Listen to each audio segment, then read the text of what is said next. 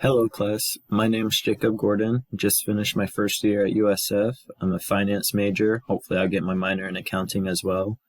I'm originally from right outside Atlanta, but I've been living right near Tampa for the past 8 years.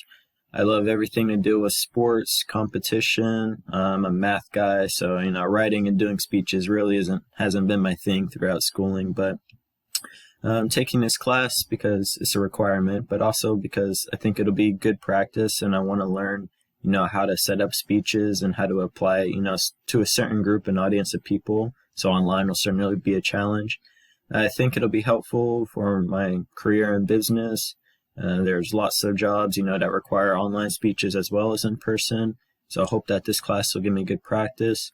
My goal in this class is hopefully, be more confident, be more prepared, say a lot less during my speeches and everything, and just be a better speaker afterwards.